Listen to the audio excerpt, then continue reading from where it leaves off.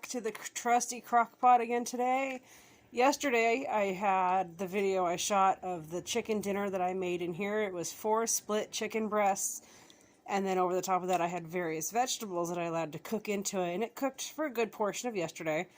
What we did not eat, because I mean honestly, there's 4 of us, we're not going to eat all 4 of those chicken breasts. I knew I wanted to make something big that we could then enjoy leftovers with today. And it couldn't have worked out better. We've been suffering really bad with our allergies. Our local sagebrush is doing a late bloom this year. It bloomed again. It usually blooms in the spring, calls it good. But instead it's bloomed again, and I'm sure that's probably why you guys can hear my voice sounds really funny. But Henry, my oldest, and I, our allergies are just killing us to the point where we both are now fighting a sinus infection. So what better thing than chicken soup, right? I did a video the other day about my failure with keto chicken and dumplings. Well, I'm thinking tonight I'm gonna do legit dumplings.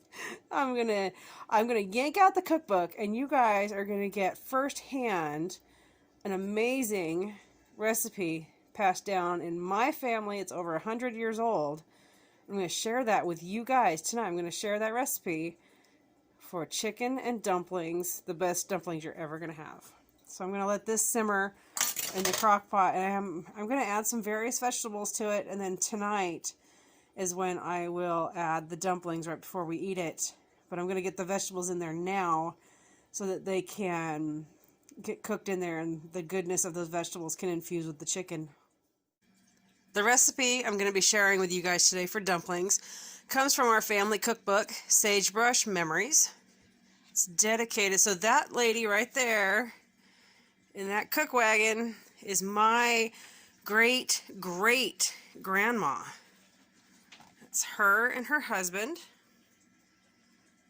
So Lena and Will. Anyway, this is my great aunt Leona who wrote this book. She had some help from other family members, but this was her brainchild. So anyway, we're going to go up here to dumplings. So I've already got everything measured out. 2 cups of flour, 1 cup of milk. The white powder is 4 teaspoons of baking powder. And the pink is actually 1 teaspoon of pink Himalayan salt. So now if we come over here and we turn this page, it's pretty straightforward.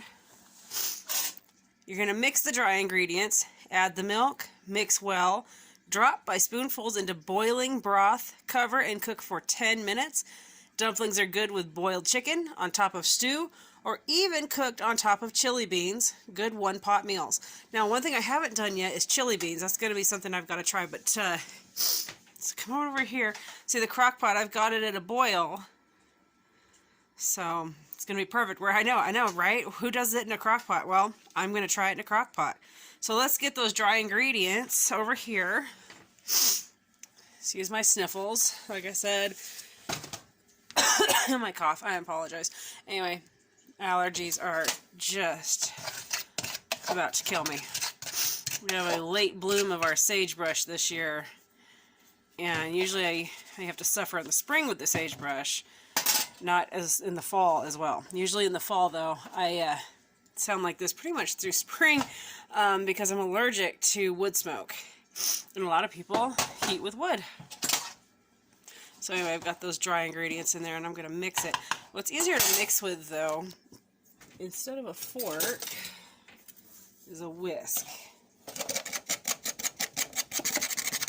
It also will break up your flour if you've got any clumps in there. This is a really great tip if you're going to be doing cakes or something. You can make your flour lighter if you take a whisk to it, if you don't have a flour separator.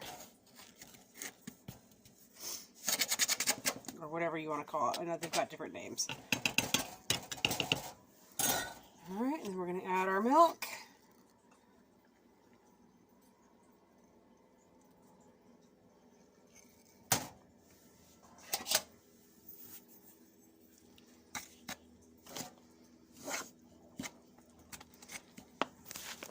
So does anybody else have any really fun family cookbooks like this? So was good, you know, because not only, I'll get that finished in a minute, but not only does this cookbook have really amazing recipes that are passed down from different family members, but the amazing pictures that are in here, as well as there's stories in here. Let's see if I can find one. Let's look. There's notes in here that I've put in for different recipes.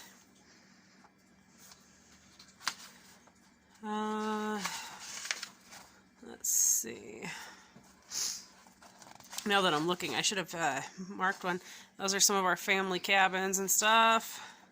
Well, let's see. Blind luck. Let's see what we can find. So tin dogs. This one is actually a story. It's not something you cook. It's something that's a story. So when moving sheep from one grazing area to another, we used what we call tin dogs.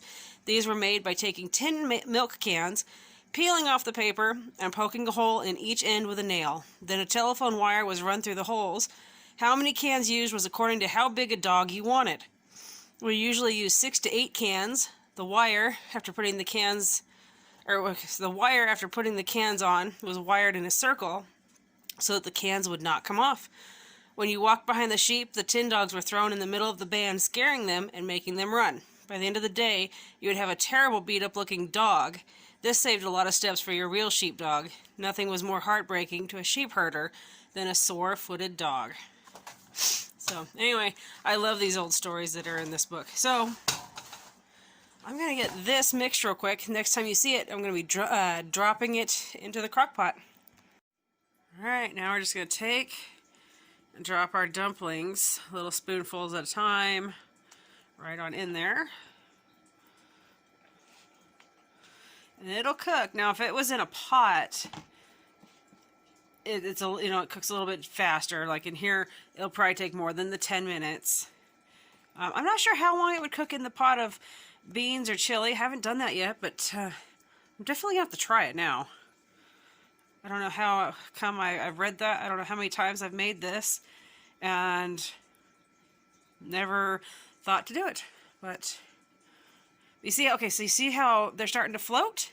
That's a good sign. You want them to float, so don't be worried if they start floating. Now, something I've done in the past, if I wanted to have some additional flavor in my dumplings, sometimes I've tossed in grated cheese, sometimes I've put in garlic, oregano, Italian seasoning, stuff like that. Makes it really tasty. So, you know, as fast as these are pumping up, it probably won't take more than 10 minutes.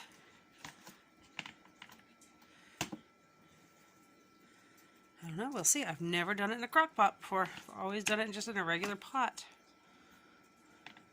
Has anybody else done, I just lost the name, dumplings? Has anybody else done dumplings in a crock pot before? It was just one of those whims. So I'm just going to keep plopping them in here. Got just enough left. I'm going to keep plopping it in there and let them cook, and then you'll see what it looks like on the when it's all dished up. As you get toward the end, and this even happens when I cook in a pot, not just this time with the crock pot, but you'll have some that don't want to sink in there, so you just tap them with a spoon to submerge them for a minute, or a second, you know, and just submerge them a little bit, and then they'll come back up. It's not going to hurt it. So this one, besides having chicken in it, I've also got a handful of bacon ends and pieces that I cut up into small chunks. There are some mushrooms. There's an onion. There's a bell pepper. And I know there's something else. Oh, and carrots. So carrots along with the chicken and everything. And then I did add some additional chicken broth. The bacon, I tossed it in there and I cooked it right on in there. So the bacon fat is incorporated for that fat content. So that's already in there. But, yep. And then, when I took the chicken out from last night and deboned it, I poured what was in this crock pot out through a strainer into another pot, collected that broth from overnight, and put it back in here to create just a phenomenal additional broth to the chicken broth that I then added. It just, you know, it had the chicken that had cooked in it overnight and through yesterday. It had the vegetables in there, so it was a winning combination for health-wise. So I just tossed it all in there together. There's no butter in this. I did consider tossing some butter in there, but it's got the bacon fat, so we're good there.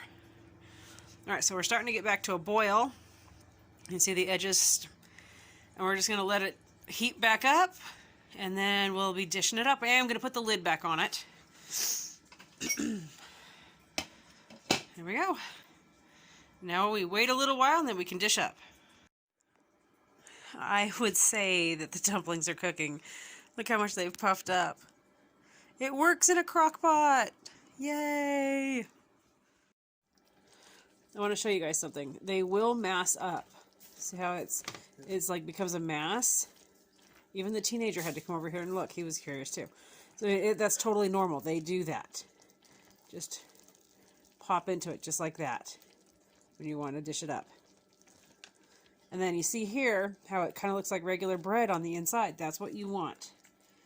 If it's still gooey, then they're not done. But that's how you know if your dumplings are done. It's going to look like a biscuit in the middle.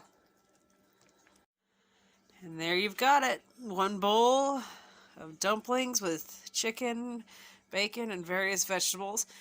Henry wanted cheese with his. My husband and I will also add sour cream. The boys are just not big sour cream people, but you can add to it or you can just leave it as it is.